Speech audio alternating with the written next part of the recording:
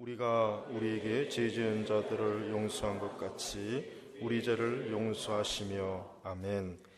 자, 이 말씀에 대한 아주 정확한 주석을 에베소서 4장 32절에서 한번 보겠습니다. 에베소서 4장 32절입니다. 에베소서 4장 32절 우리 같이 한번 읽어볼까요? 시작. 서로 친절하고 하나님께서 용서하신 것 같이 서로 용서하라. 아멘.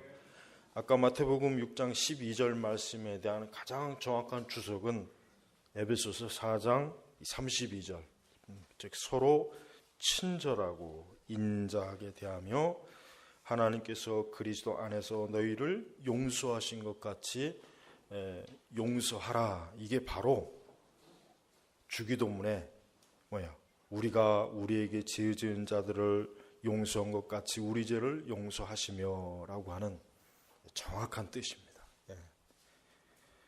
자, 예수님께서는 우리 그리스도인들이 자기 자신이 하나님께로부터 얼마나 많은 용서의 빚을 탕감받았는지, 즉 용서받았는지를 절대 잊지 말고 만약에 혹 누군가가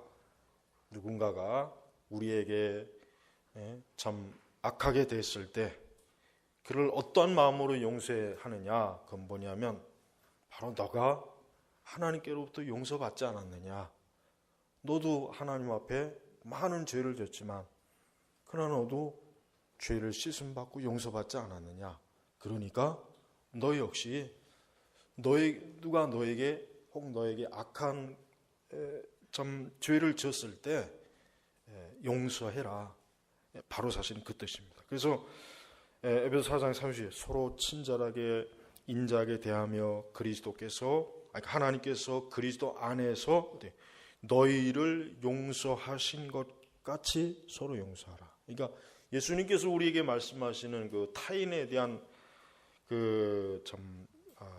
관용, 용서라고 하는 건 우리의 어떤 도덕적인 판단과 이해의 기준을 두는 것이 아니라 뭡니까? 예수님께서, 하나님께서 그리스도를 통해서 우리에게 우리의 죄를 씻어 주셨잖아요. 용서해 주셨죠. 바로 거기에다 기준을 두라. 그런 말씀입니다.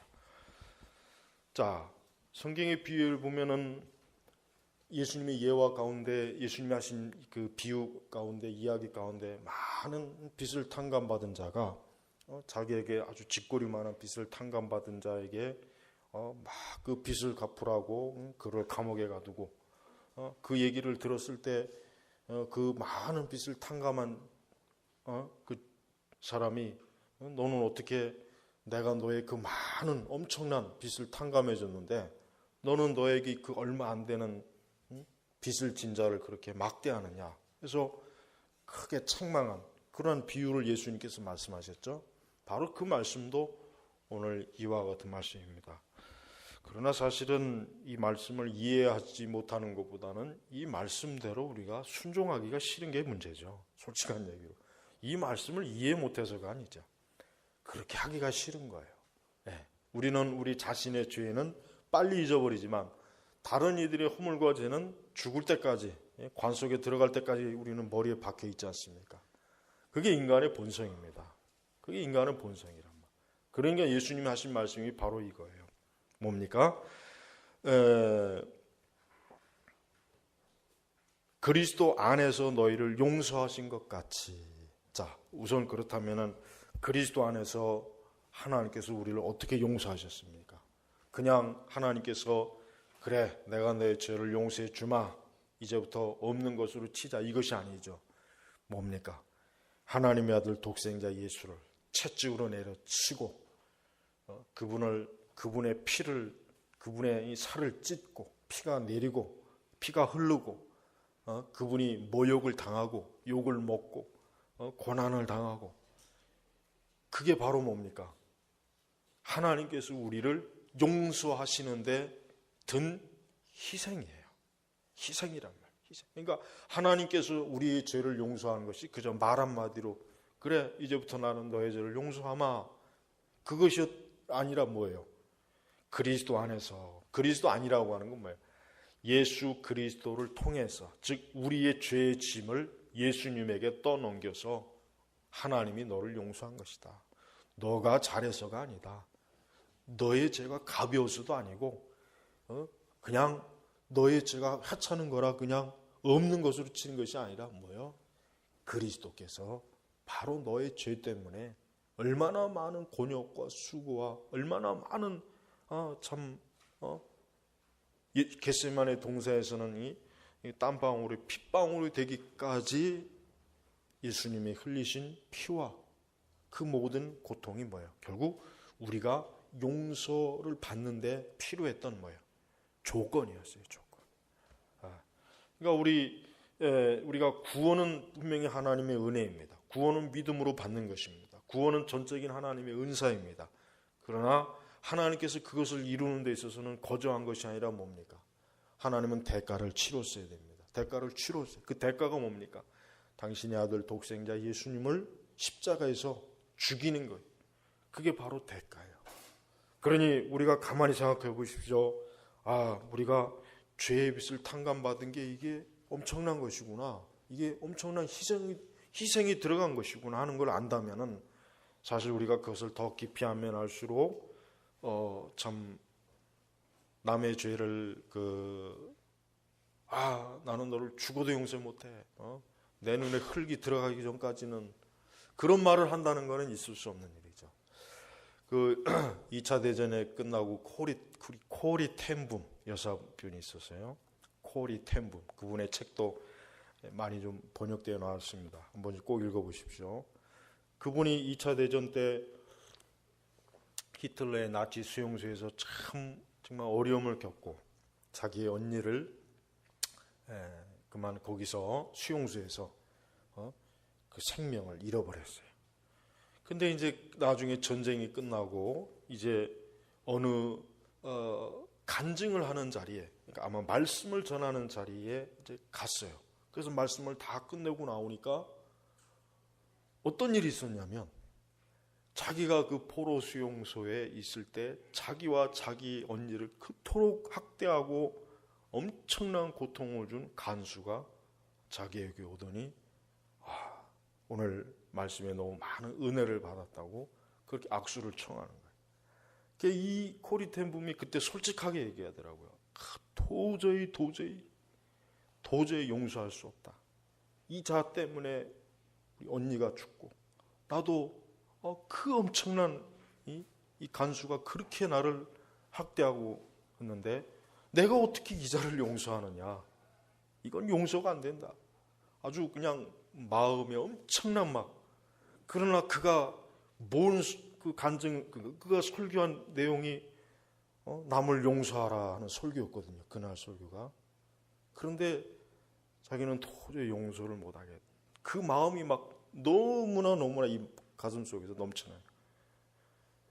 그렇지만 그를 억누르고 그를 형제로 안았다. 그런 고백서를 그가 쓴 책에서 밝혔습니다. 그렇습니다. 우리가 남을 용서하는 것은 쉽지가 않습니다. 그건 제일 어려운 거예요. 정말 어려운 것입니다. 그런데 하나님께서는 그 어려운 일을 먼저 하셨어요. 즉 어떻게 하셨습니까? 당신의 독생자를 먼저 내주신 거예요. 먼저 내주신 거예요. 우리가 그분을 몰랐을 때, 우리가 그분을 알기 이전에 벌써 하나님은 십자가에서 예수님을 내주셔서 죽이셔서 그분을 통해서 어때요? 나의 죄를 용서한 거예요. 그러니까 사실은 우리가 이 하나님의 사랑이라는 건요, 이게 사실은 정말 아무리 우리가 되새겨봐도 이해할 수 없는 거예요. 사실은 이해하기가 너무, 그러니까 이 하나님의 사랑을 조금이라도 알고 이것을 믿고 이해한 사람은 그 어떤 것도 두려운 게 없는 거예요. 왜? 하나님께서 날 위해서 그 아들 독생자를 십자가에서 내어주셨는데 내가 이 엄청난 사랑을 받고 무엇이 부족하겠느냐? 나는 이 세상 전부를 얻은 것보다도 더 큰 것을 얻은 사람이기 때문에 나는 가장 복된 사람입니다. 그러니까 하나님의 사랑을 많이 하면 할수록 어때요? 우리는 내가 이 세상에서 가난하게 산다, 병이 들었다, 왜 나는 이렇게 잘 되는 게 없을까? 왜 나는 이렇게 이 되는 일이 없을까? 나는 이 모양 이 꼴일까? 그런 자책, 그런 자아 숭배, 그런 자아에 대한 그런 걸 갖지를 않는 거예요. 왜? 그리스도께서 나를 위해서 저렇게 큰 고통과 희생을 당하셨는데 내가 무엇이 부족하겠는가? 내가 이제 예수님으로 인해서 내가 하나님의 자녀가 됐다면 더 이상 무엇을 내가 부족한 것이, 내가 뭘 더 얻으려고 하겠는가? 이 하나님의 사랑이 바로 뭡니까? 하나님을 믿는 신앙의 원동력이 되는 거예요. 그러니까 우리 그리스도인들은 사실 뭡니까? 매일매일 하나님께서 우리를 얼마나 사랑하셨는지, 우리를 얼마나 많이 사랑하셨는지를 더 깊이 알고 더 많이 알고, 그래야 사실은 우리의 신앙이 올바른 신앙이 되는 거예요. 우리는 다른 어떤 것보다도 하나님의 그 놀라운 사랑을 지금 내가 알고 있고 내가 겪는 것보다 더 많이 알기를 힘써야 됩니다. 이게 성도들에게 가장 중요한 것입니다. 우리는 매일매일 죄의 영향을 받습니다. 우리 신자들은 날마다 죄가 우리를 삼킨다는 것을 알아야 돼요. 그걸 체험적으로 알아야 돼요. 이 죄가 나를 지금 삼키는구나. 이 죄가 날마다 내 앞에서 지금 입을 크게 벌리고 나를 삼켜 먹으려고 아주 그냥 온갖 발악을 하는구나. 그러면서 우리는 그 죄를 인식하고 알게 되고 느끼면서, 그러면서 어떻게 됩니까? 회개해야죠. 항상 우리는 회개하는 거예요. 그래서 신자들은 자신의 죄를 아는 만큼 하나님 앞에 회개 생활을 하고, 하나님께서 또 나의 죄를 얼마나 내 큰 이 죄를 주님이 씻어주는가를 알면서 우리 자신을 하나님께 용서받은 자로 우리는 마음의 평안을 갖습니다. 성도는 죄를 인식하지만 그 죄로 인해서 멸망당하는 건 아니에요. 신자는 그 죄를 깨닫긴 하지만 그 죄로 인해서 우리는 파멸되는 게 아닙니다. 그 죄가 있을 때마다 즉각적으로 누구에게 갑니까? 그리스도에게로 가는 거예요. 주님에게 내 죄를 내놓는 거예요. 하나님은 그리스도에게 가져간 죄는 하나님은 기억도 못해요. 하나님 그걸 아예 기억도 하지 않는다 그랬어요. 그만큼 우리 죄는 어떻습니까? 매일 회개하고 그리스도 안에서 용서받고 내가 하나님께 받아들여진 자로서 우리는 자유한 것이에요. 그래서 우리는 우리 죄로 인해서 노예가 되거나 멸망하거나 파멸당하는 것이 아니고, 죄로 인해서 우리가 고통당하는 것이 사실은 아닙니다. 우리는 그 죄가 예수님께서 다 해결하셨구나. 이제 나는 내 죄를 그리스도 앞으로 가져나가면 되는구나. 이게 성도의 신앙입니다. 이게 삶이에요. 그러면서도 계속해서 우리 자신을 거룩하고 정결하고 경건한 사람으로서 항상 자기 자신을 바로 세우는 것이에요. 그러면서 여러분, 우리 주님께서는 기도 속에 말씀하신 거 뭐예요? 우리가 우리에게 죄 지은 자들을 용서한 것 같이 우리 죄를 용서하시며, 우리에게 죄 지은 자들을 용서한 것 같이. 그러니까 결국은 성도는 자기 죄뿐만 아니라 남의 죄도 올바로 알면서 그 죄를, 허물을 용서해주고, 그 죄를 아까 서로 친절하고 인자하게 서로 용서하고. 한 구절 속에 바울 사도가 뭐라고 했습니까? 서로 친절하고 인자하고 뭡니까? 서로 용서하라. 이 세 가지를 하라 그랬어요. 세 가지. 그러니까 우리는 다른 사람에게 친절하고 또 인자하고 서로 용서하는 것, 이게 사실은 뭡니까? 이게 사실 우리 그리스도인들이 마땅히 드러내 보여야 될 하나님의 사랑이거든요. 근데 이것을 얼마나 이게 어렵습니까? 쉽지가 않죠. 이게 정말 우리에게 있어서는 엄청난 좀 고통이에요, 고통. 그렇기 때문에 하나님께서는 거기다가 하나님께서 그리스도 안에서 또 아까 마태복음 그 말씀은 뭡니까?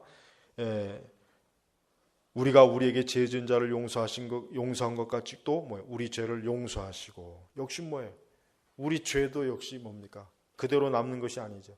하나님 앞에 반드시 이 죄는 걸리는 거거든요. 그러니까 내 죄는 하나님 그냥 모른 척 해주세요 하면서 저 사람의 죄는 하나님 반드시 심판해야 됩니다. 그거는 옳은 생각이 아니라는 거예요. 그래서 여러분, 우리 성도들은 항상 그리스도께서 나를 용서하시고 나를 사랑하시고 나를 얼마나 귀하게 여기시고, 하나님이 이런 나를 이렇게 나같이 허물 많고 죄가 많고 머리끝부터 발끝까지 온통 부패한 나를 용서해 주시고 사랑해 주셨다면 우리도 다른 이들의 죄를 어때요?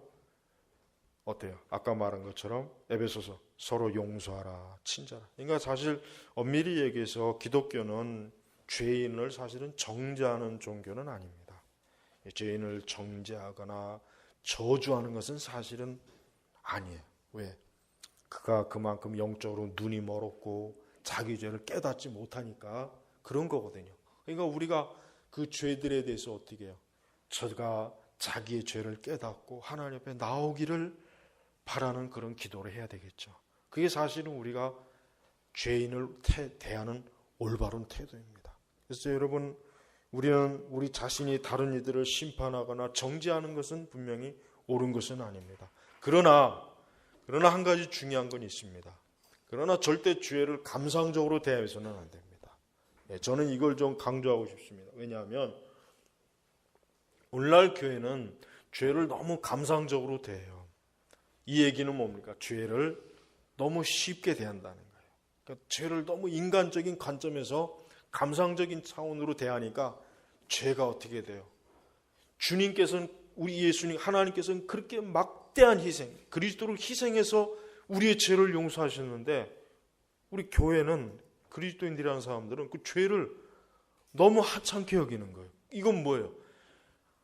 하나님께서 그렇게 큰 희생을 했는데 우리는 그거를 별거 아니로 여기는 것이에요. 그래서 여러분, 우리가 배도나 배교자들에 대해서는 사랑을 보여서는 안 돼요. 그래서 안 되는 거예요. 우리가 아예 진리를 모르는 사람들, 하나님을 모르는 사람들, 또 아직도 불신앙이거나 아니면 아직도 여전히 신앙에 잘 몰라서 눈이 가리거나 잘 몰라서 죄를 짓거나, 우리 그런 사람들은 얼마든지 친절하고 인자하게 되고 용서해요. 하지만 진리를 알고도 또 고의적으로 또 그리스도를 적대시하는 그런 사단에게 잡힌 자들이 있어요. 교회를 파괴하고 교회를 음녀의 교회로 만들고 이단과 거짓과 사이비로 몰고 가는 그런 자들은 우리가 사랑하면 안 돼요. 성경에 그런 자들을 사랑하는 말씀이 한 구절도 없어요. 심지어는 그런 자들하고는 어때요? 인사도 하지 말라 그랬어요. 그런 자들하고는 얼굴도 마주 보지 말라는 거예요. 하나님께서는 복음을 왜곡하고 거짓으로 이 교회를, 하나님의 진리를 고의적으로 비트는 자들에게 하나님이 단호해요. 그 자들은 어때요? 마귀에게 속한 자들이거든요. 그러니까 그런 자들에게 사랑과 관용을 보여서는 안 되는 것이. 우리는 그런 자들과 절대 함께 해서는 안 됩니다. 단호하게 끊어야 됩니다. 그러나 그렇지 않다면은, 그러니까 그렇게 하지 않는다면은 우리는 뒤에 하신 말씀대로 어때요? 용서하고 친절하고 인자하게 대하면서 그가 옳은 길로 돌아오도록 이끌어주는 거예요. 옳은 길로. 그가 몰라서, 무지해서, 영적으로 눈이 멀어가지고 그가 지금 어리석게 죄를 지고 악을 행한다면은 어떻게든 그를 돌아오도록 자꾸 이끌어줘야 돼. 그게 바로 하나님이 기뻐하시는 용서의 정신이고 마음이거든요.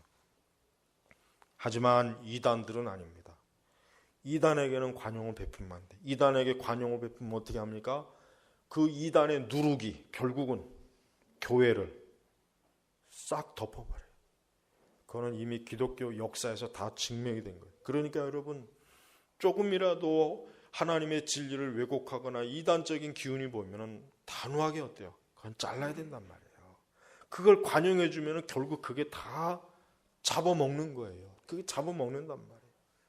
그런데 지금 교회들은 그런 걸 그런 것도 사랑으로, 관용으로 다 덮어주자 이러죠. 지금은 그걸 우리는 경계라는 얘기예요. 오늘 주의 하신 말씀은 모든 사람들에게 다 친절하고 인정하고 서로 용서하라는 건 아닙니다.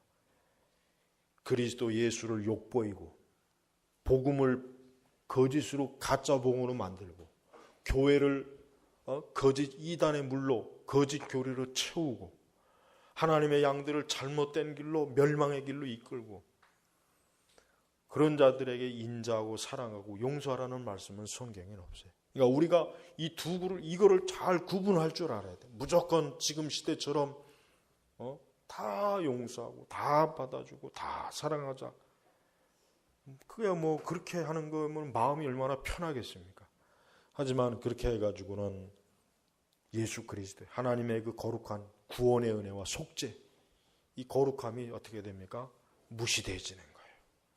하나님 편에서는 엄청난 희생을 치렀는데 기껏 우리는 별거 아닌 거로 치부한다면은 그게 하나님을 얼마나 크게 어때요? 그건 하나님을 크게 욕보입니다. 하나님의 영광을 가리는 일이란 말이에요.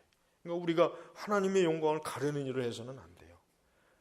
그러니까 그거를 잘 구분할 줄 알아야지. 이거를 구분할 줄 모르고 한다면은 자칫하면은 또 역시 그것 때문에 하나님 앞에 어떻게 됩니까? 죄를 짓게 되는 것입니다. 그래서 참된 성도는 항상 자신의 죄를 의식하면서 그러면서 하나님께 내가 용서받은 것 그리고 그 용서받은 것을 기꺼이 또 다른 사람이 나에게 어떤 악을 행했을 때 또 용서해 주는 것 이게 바로 여러분 하나님의 사랑이에요. 그 미국에서 한번 총기 사건으로 아미시 마을에 한번 크게 총기 사건으로 아이들이 많이 죽었죠. 근데 그때 무슨 일이 있었냐면은 그때 그 아미시 사람들은요 그 총기로 그 죄를 저지른 그 사람이 그도 이제 나중에 자살을 했거든요. 그의 장례도 잘 치러줬어요. 그리고 그의 가족들에게도 위로의 말을 해줬대요. 우리나라 같으면 뭐 이게 상상이 안 되는 거죠. 근데 그들은 그랬어요. 왜 그렇습니까? 그들은 죄인을 정말 불쌍히 여긴 거예요. 사실 그들 자신도 얼마나 마음이 아프겠습니까? 그런데 그들은 죄인들까지도 그런 죄인들까지도 가서 위로해주고 그를 용서하고 사랑하는 마음을 그거를 드러낸 거예요. 사실 그게 그리스도의 십자가의 마음이라고 저는 생각합니다. 근데 사실은 오늘날 그런 우리 복음주의 또 우리 개혁주의도 마찬가지지만 오늘날 우리 기독교는 그런 일은 없잖아요. 그래서 우리가 흔히 여러분 그 사랑의 원자탄 그 누구야 우리 목사님 그분의 일대기도 여러분 꼭 좀 한번 읽어보세요. 참 정말 그러니까 우리 한국교회 참 우리 초기의 역사에는 정말 참 훌륭한 목사님들이 있었어요. 정말 진짜 예수님의 모습을 그대로 드러내는 그런 목사님들이 있었어요. 지금이야 없지만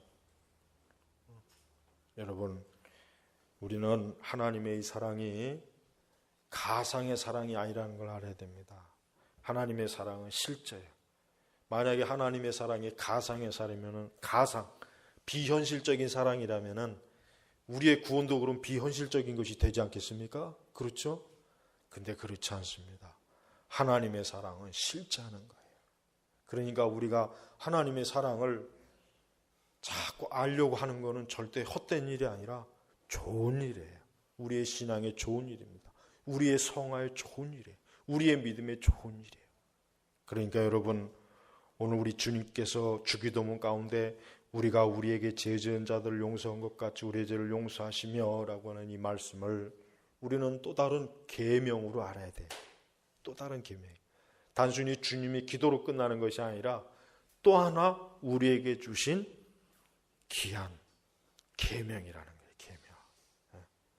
우리 만약에 모든 그리스도인들이 이와 같은 참 은혜의 말씀을 우리가 정말 지키려고 순종하려고 애를 쓴다면 적어도 우리 기독교만큼은 얼마나 참 좋겠습니까? 그렇지 않겠습니까? 또 세상도 초기에 세상 이방 사람들이 저 그리스도인들이 서로 얼마나 사랑하는지를 보라.